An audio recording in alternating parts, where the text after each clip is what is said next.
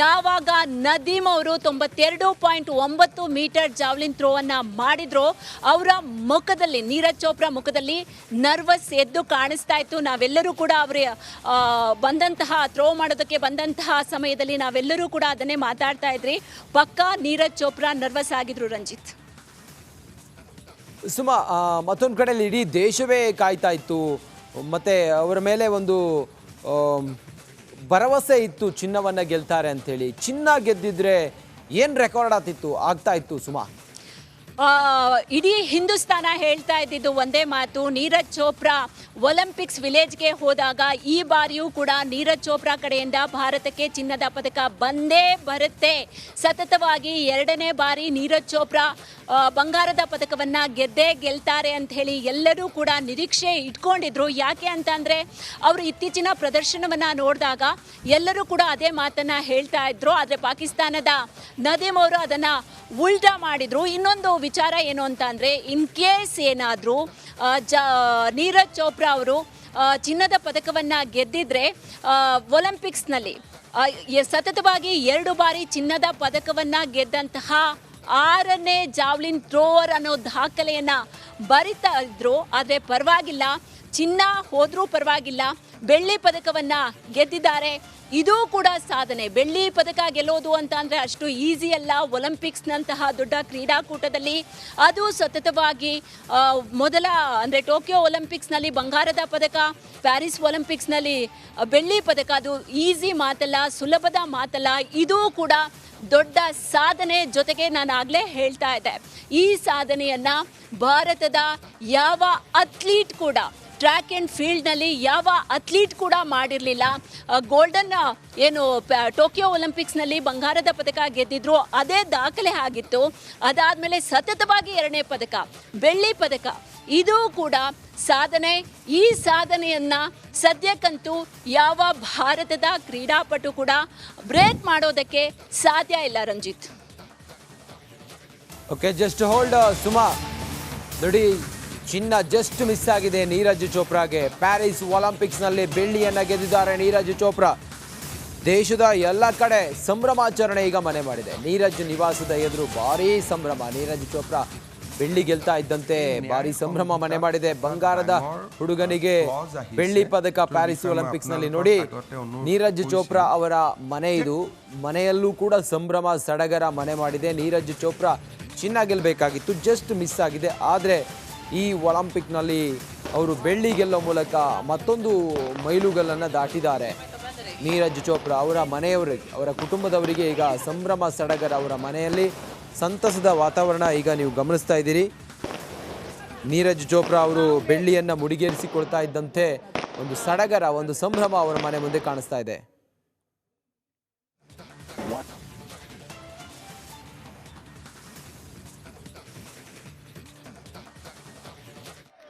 ನೀರಜ್ ಚೋಪ್ರಾ ಏನಾದರೂ ಚಿನ್ನ ಗೆದ್ದಿದ್ದಿದ್ರೆ ಅತಿ ದೊಡ್ಡ ಮೈಲುಗಲ್ಲನ್ನು ಸಾಧಿಸ್ತಾ ಇದ್ರು. ಆದರೆ ಬೆಳ್ಳಿಗೆ ತೃಪ್ತಿ ಪಟ್ಕೊಂಡಿದ್ದಾರೆ ನೀರಜ್ ಚೋಪ್ರಾ ಅವರ.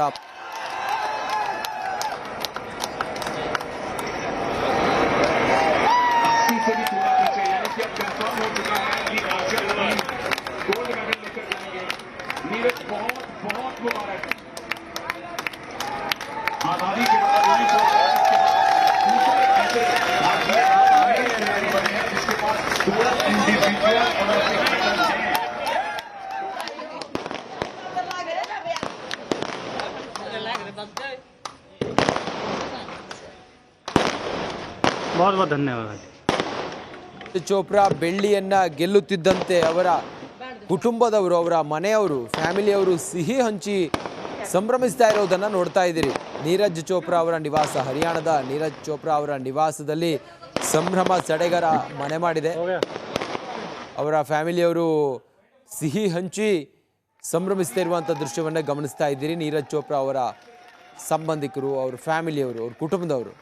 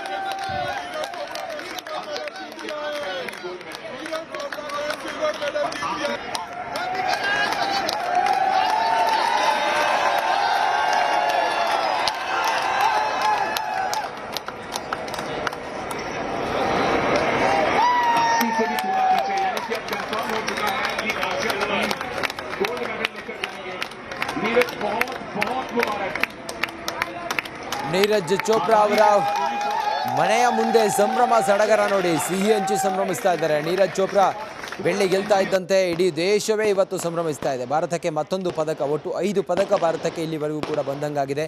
ಚಿನ್ನ ಗೆಲ್ತಾರೆ ಅನ್ನೋ ಒಂದಿಷ್ಟು ನಿರೀಕ್ಷೆ ಇತ್ತು, ಆದರೆ ಬೆಳ್ಳಿಗೆ ತೃಪ್ತಿ ಪಟ್ಕೊಂಡಿದ್ದಾರೆ ನೀರಜ್ ಚೋಪ್ರಾ. ನೀರಜ್ ಚೋಪ್ರಾ ಬೆಳ್ಳಿ ಗೆಲ್ತಾ ಇದ್ದಂತೆ ಅವರ ಮನೆ ಮುಂದೆ ಪಟಾಕಿ ಸಿಡಿಸಿ ಸಿಹಿ ಹಂಚಿ ಅವರ ಫ್ಯಾಮಿಲಿಯವರೆಲ್ಲರೂ ಕೂಡ ಖುಷಿಯಿಂದ ಸಂಭ್ರಮಿಸ್ತಿರೋದನ್ನು ಗಮನಿಸ್ತಾ ಇದ್ದೀರಿ. ನೀರಜ್ ಚೋಪ್ರಾ ಒಂದು ವೇಳೆ ಚಿನ್ನ ಗೆದ್ದಿದ್ದರೆ, ಜಸ್ಟ್ ಮಿಸ್ ಆಗಿದೆ ಅವರಿಗೆ ಚಿನ್ನ ಗೆದ್ದಿದ್ದರೆ ಅತಿ ದೊಡ್ಡ ಸಾಧನೆ ಆಗ್ತಾ ಇತ್ತು ನೀರಜ್ ಚೋಪ್ರಾ ಅವರದ್ದು. ಇಲ್ಲಿವರೆಗೂ ಕೂಡ ಪುರುಷರ ಜಾವ್ಲಿನ್ ಥ್ರೋನಲ್ಲಿ ಈ ಒಂದು ಪ್ಯಾರಿಸ್ ಒಲಿಂಪಿಕ್ಸ್ನಲ್ಲಿ ಚಿನ್ನಕ್ಕೆ ಫೈಟ್ ಕೊಟ್ಟಿದ್ರು. ಆದರೆ ಬೆಳ್ಳಿಯನ್ನು ಈಗ ಗೆದ್ದಿದ್ದಾರೆ. ಆ ಮೂಲಕ ದೇಶಕ್ಕೆ ಹೆಮ್ಮೆ.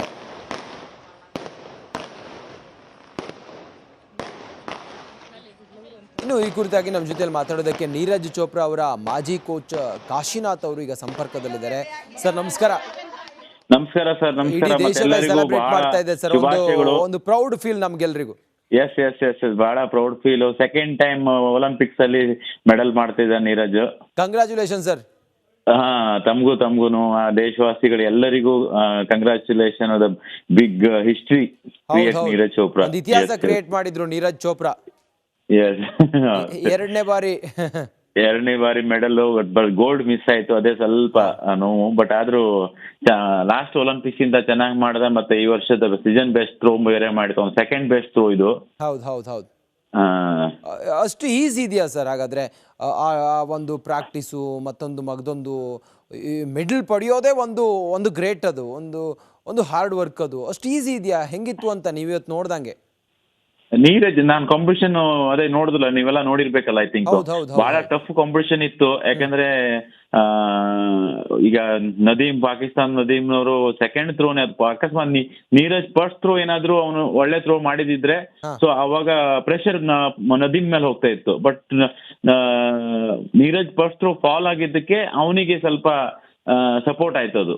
ಸೊ ಅದಕ್ಕೋಸ್ಕರ ಅವ್ನು ಸೆಕೆಂಡ್ ಥ್ರೋ 92 ಮಾಡಿದ್ದು, ಪ್ರೆಷರ್ ಬಂದು ನೀರಜ್ ಮೇಲೆ ಬಂತು. ಸೊ ಅದಕ್ಕೆ ನೀರಜ್ ಎಲ್ಲಾ ಥ್ರೋ ಫಾಲ್ ಆಗಿದೆ, ಒಂದ್ ಥ್ರೋ ಬಿಟ್ಟು. ಸೊ ಈ ಕಾಂಪಿಟಿಷನ್ ಅಲ್ಲಿ ಸ್ವಲ್ಪ ಅವನು ಅಗ್ರೆಸಿವ್ನೆಸ್ ಐ ಥಿಂಕ್ ನಿಮ್ಗೆ ನೋಡಿರ್ಬೋದು ಬಹಳ ಹೆಚ್ಚಿತ್ತು. ಸೊ ಅಗ್ರೆಸಿವ್ನೆಸ್ ಸ್ವಲ್ಪ ಕಡಿಮೆ ಇಟ್ಕೊಂಡು ಅವ ಟೆಕ್ನಿಕಲಿ ಮೊನ್ನೆ ಕ್ವಾಲಿಫೈ ರೌಂಡ್ ಅಲ್ಲಿ ಯಾವ ರೀತಿ ಮಾಡಿದ್ನಲ್ಲ, ಸೊ ಆ ರೀತಿ ಮಾಡಿದ್ರೆ ಶೋರ್ ಇವತ್ತು ಅವನು 90 ಅಬೌವ್ ಮಾಡೇ ಮಾಡ್ತಿದ್ದ. ಸರ್ ಕಾಶಿನಾಥ್ ಸರ್, ಇವತ್ತು ನಿಮ್ಮ ಎಕ್ಸ್ಪೆಕ್ಟೇಷನ್ ಏನಿತ್ತು ನೀರಜ್ ಚೋಪ್ರಾ ಮೇಲೆ ಅಂತ ಹೇಳಿ? ನಂದು ಎಕ್ಸೆಪ್ಟೇಷನ್ ಗೋಲ್ಡ್ ಮೆಡಲ್ ಇತ್ತು, ಬಟ್ ಅವನು 90 ಅಬೌವ್ ಥ್ರೋ ಮಾಡ್ತಾನಂತ ಇತ್ತು. ಬಟ್ ಆದ್ರೆ ಅವನು ಆದ್ರೂ ಸಹಿತ ಈ ಸಲ ಸೀಸನ್ ಬೆಸ್ಟ್ 89 ಮಾಡಿ ಸಿಲ್ವರ್ ಮೆಡಲ್ ಮಾಡಿದ್ದಾನೆ. ಸೊ ಇದು ಬಹಳ ಒಂದು ಹೆಮ್ಮೆ ಮತ್ತೆ ನಮ್ಗೆಲ್ಲ ಪ್ರೌಡ್ ಫೀಲ್ಡ್ ವಿಷಯ. ನದೀಮ್ ಅವರು 92.9 ಮೀಟರ್ಸ್ ಎಸ್ದಾಗ ಜಾವ್ಲಿನ್ ಅನ್ನ ನಿಮ್ಗೆ ಹೇಗ್ ಅನಿಸ್ತು? ನೀರಜ್ ಚೋಪ್ರಾ ಅದನ್ನ ಬ್ರೇಕ್ ಮಾಡ್ತಾರೆ ಅಂತ ಹೇಳಿ ಅನಿಸ್ತಾ ಅಂತ ಹೇಳಿ?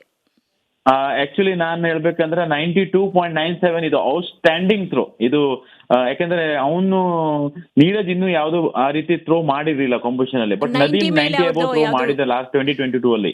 ಸೊ ನನಗೆ ಅದೇ ಅವನು 97 ಮಾಡಿದ್ದು ಅನಿಸ್ತು, ಇದು ಟಫ್ ಇದೆ. ಯಾಕಂದ್ರೆ 92 ಅಂದ್ರೆ ಬಹಳ ಅದು ಥ್ರೋ ಒಂದೊಂದು ಸೆಂಟಿಮೀಟರ್ ಅಪ್ ಮಾಡೋದು ಹೆಚ್ಚಾಗುತ್ತಲ್ಲ, ಅದು ನನಗೆ ಅನಿಸ್ತು ಶೋರ್ಲಿ ಈಗ ಗೋಲ್ಡ್ ಮೆಡಲ್ ಬರೋದು ಕಷ್ಟ ಇದೆ. ಬಟ್ ನೀರಜ್ 90 ಅಬೌವ್ ಮಾಡ್ತಾನೆ ಅನ್ನೋದು, ಯಾಕಂದ್ರೆ ಸೆಕೆಂಡ್ ಥ್ರೋ ಮಾಡಿದಾಗ ಅವನು 89 ಮೀಟರ್ ಏನ್ ಮಾಡಿದ್ನಲ್ಲ, ಸೊ ಅದು ಅನಿಸ್ತು ಇವನು 90 ಅಬೌವ್ ಮಾಡ್ತಾನೆ. ಬಟ್ ಆದ್ರೆ ಅದು ಎಲ್ಲ ಥ್ರೋ ಒಂದು ಫಾಲ್ ಆಗ್ಬಿಡ್ತು. ಅದೇ ನನಗೆ ಸ್ವಲ್ಪ ಲಾಸ್ಟ್ ವರೆಗೂ ನಾನು ವೇಟ್ ಮಾಡ್ತಾ ಇದ್ದೆ, ಲಾಸ್ಟ್ ಥ್ರೋವರೆಗೂ. ಬಟ್ ಲಾಸ್ಟ್ ಥ್ರೋವರೆಗೂ ಒಂದು ಆಗಿಲ್ಲ. ಬಟ್ ನದೀಮ್ ಮತ್ತೆ ಅಗೇನ್ 91 ಮೀಟರ್ ಮಾಡ್ದ ಲಾಸ್ಟ್ ಥ್ರೋ. ಸರ್ ಏನು ಅಂತಂದ್ರೆ